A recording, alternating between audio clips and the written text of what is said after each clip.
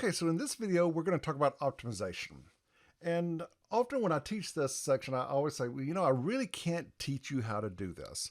Optimization is about trying to find maximums and minimums when we apply the different techniques that we've already learned to different types of problems. And because there's so many different types of problems, I really can't show you how to do every one of those. Uh, it's really a strategy that we need to talk about. How do you take the things that you've learned and apply it in different types of situations? So let's talk about that strategy. What types of things do we look out for? Well, generally, there's going to be two parts of a problem. One is going to be, a constraint or constraints. There may be more than one. And then you also have the objective function. And so the objective function is the thing that we're trying to maximize or minimize. It's the thing we're trying to optimize. The constraint is what's preventing us from just sort of, letting it be whatever, however high we want it to be or however low we want it to be. What is it that's constraining the problem? Often the constraint will involve more than one variable. And so, maybe it has X's and Y's in it. But usually we can rewrite the constraint so that one variable can be written in terms of the other. So we can write Y equals some stuff involving X or X equals some stuff involving Y. And so when we state the objective function, which also will often involve more than one variable, we can use what we saw there in the constraint to rewrite the objective function in terms of one variable. And now that's necessary because remember, all the techniques that we've seen so far are generally about maximizing or minimizing functions that only involve one variable. Now, there's something called multivariable calculus where you're trying to do this for more than one variable, but you won't see that unless you go on into Cal 3. And so this is going to be our strategy. Now, the other thing here that we want to keep in mind is to make sure that you answer all the questions that are asked in the problem. Sometimes it's a little bit easy to misread what exactly is being asked for. So how about we jump right in and look at an example and see if we can work our way through this. And what we're going to do is we're going to kind of keep in mind those things, the constraints, the objective function, all these things that we're trying to do here. So a farmer wishes to build 4 identical rectangular pens so that each one should have 1,000 square feet of area. Suppose that the fencing costs $3 per foot. What dimensions will produce the least expensive cost? All right, I think it's always helpful to sort of start with a picture. I know I've got 4 identical pens, and so I'm just going to start with a picture like this. I'm going to go in here and just sort of say, okay, here we go. 4 identical pens. Okay, these aren't exactly identical. This one's a little big, but let's pretend like these all have the same area. And I've gone ahead and labeled these things. Okay, so if I drew this right here, I'm calling this side X, which means that all of these things are X. And if I call this part up here Y, that means that each one of these things are Y. And I do that just because, I need to be able to refer to these sides of the rectangles here in some way. All right, so each rectangle has length X and width Y. And so, we can just kind of write it down like this. Well, now let's think about those parts of this. Let's think about the constraint. All right, what is my constraint? Well, let's go back and read the problem. Farmer wishes to build 4 identical rectangular pens so that each one should have 1,000 square feet of area. That sounds like a constraint right there. Each pen has to have 1,000 square feet of area. So when I take any pen, doesn't matter which one, any of these things, I know that the area in here has to be 1,000 square feet. Okay, now let's think about, where does area come from when you have a rectangle? It comes from multiplying one side times the other side. So, the constraint is that area of each pen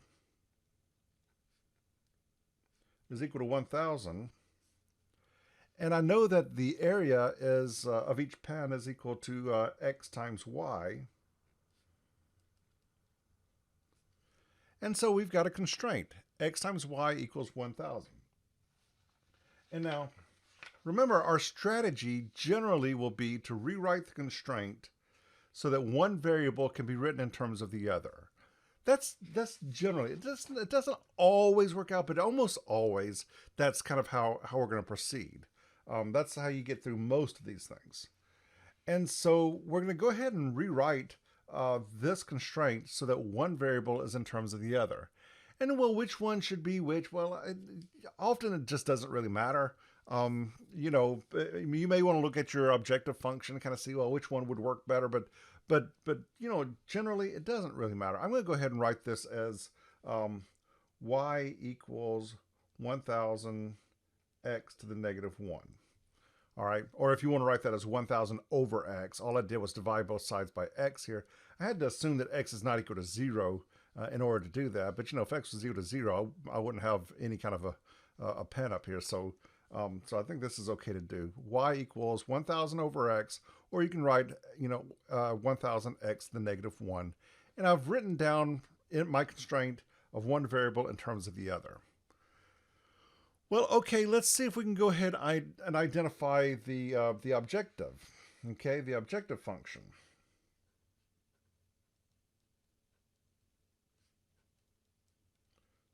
All right, so that's the thing that we want to maximize or minimize. Well, if we go back up here and look at this, what dimensions will produce the least expensive cost? So the thing I want to minimize is the cost. So I need to know, well, what's the cost then? Okay, so I'm going to write down a cost function. Okay, well, I'm going to say I want to minimize the cost. But in order to do that, I need to write down the cost function. So let's see, cost. What is the cost? Now I know that each foot of fence costs $3. So then the question is, well, how much fence do you have? And that's why I go back here and I look and say, well, I call these things X's and Y's. Well, now I can see, hey, if this is X, then the cost of just this part right here would be 3X. And same thing here, here, here, here. If this is Y, then the cost of this little bit right here would be 3Y. All right, so I can write down the cost of all of this up here. It looks like I've got what, 1, 2, 3, 4, 5x, would give me these parts of the pen, okay? And 1, 2, 3, 4, 5, 6, 7, 8 y, and that would give me these up here. And so that's how much fence I've got. I've got 5x plus 8y, and that's the amount of fence that I've got. All right, 5x plus 8y. And remember, each foot of that costs $3. So I'm going to multiply all that by 3. Okay. So let's see. That means I've got what? 15x plus 24y is my cost function. All right. So cost is equal to, all right, let's see here. I've got an objective function, but it involves two different variables. And remember, our strategy is that, hey, the objective function will involve two variables. However, we can use the constraint to rewrite it with one variable. So we're going to use the constraint here to rewrite this function so that it only involves one variable. And that's pretty easy to do because we know that y is equal to 1000x to the negative 1. So we got this y over here. We're just going to replace that with 1000x to the negative 1. So the cost is 15x plus 24 times 1000x to the negative 1. All right, and I'll tell you, I'm going to rewrite this. I'm going to call this c of x. That's my cost function. The variable I'm dealing with is x. That is 15x plus, let's see, what is that? 24,000 x to the negative 1. And that's the thing that I want to try to minimize. All right, so that's the thing that hey, I've got techniques for doing this. I know how to find maximums and minimums when I've got a function that only involves one variable. That's where I go in, I find the derivative, I look for the critical numbers. I'm, thinking about, are these maxes or mins by thinking about the first derivative test or the second derivative test. I know how to take it from here. And so let's see if we can go ahead and do that. Okay. I'm going to rewrite my function right up here just so I can refer back to it. C of x is equal to 15x plus 24,000 x to the negative 1. All right, now I can take that piece of paper and throw it off to the side. All right. I'm trying to minimize this function, so I need the derivative. Okay, let's see. C prime of x is equal to, 15x. The derivative there would be 15. Here I've got 24,000 x to the negative 1. The negative 1 comes out in front, gives me a negative 24,000. I'm going to subtract the exponent by 1, so I get this to the negative 2. Okay. Let's see. I can see that there's one number here that would make the derivative undefined. If x equals 0, remember this is really an x squared in the denominator, then that would make this thing undefined. But that was undefined in the original function. And remember with critical numbers, this is easy to forget, but remember with critical numbers, it's not really a critical number if it doesn't work in the original function.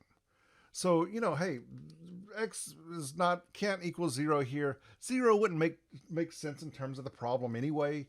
And so we're just going to assume that x is not equal to 0 here and just not even consider it. So where else do I get critical numbers? Well, I get them from setting the derivative equal to 0. All right. And so if you're more comfortable with writing this as 24,000 over x squared, then that's fine. And since x is not equal to 0, you could just multiply everything through by x squared. You would end up with a 0 over here. The x squared in the denominator would cancel here. You'd end up with a 15x squared. So when I multiply everything by x squared, I could just do it like straight from here too, right? Multiply everything by x squared.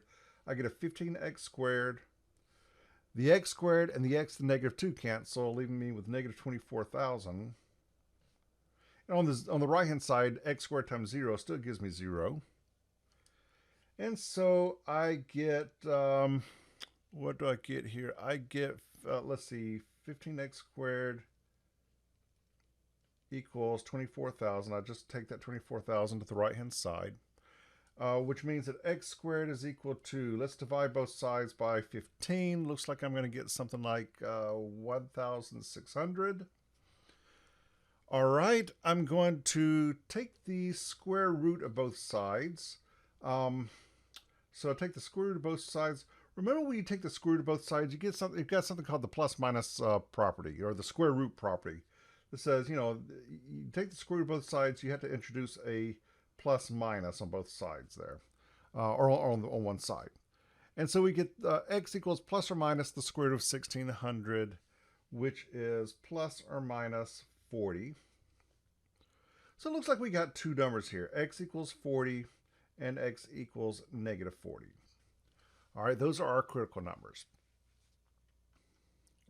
And I'm just going to go into my calculator here and just kind of take a look at this graph. Remember, the graph that I'm looking at here is 15x plus 24,000x to the negative 1. Now, I've already put that in my calculator here. And I'm going to use a window. I'm going to go from negative 90 to positive 90. Y is some really pretty big numbers, negative 1,800 to 1,800. I just played around with some numbers there to try and get a window that gives me a pretty good graph. And I can see here what the graph looks like. And so I'm not surprised to see that I get two critical numbers here, two places where the tangent line is horizontal, two places where the derivative is 0. One's occurring down here, and one's occurring up here.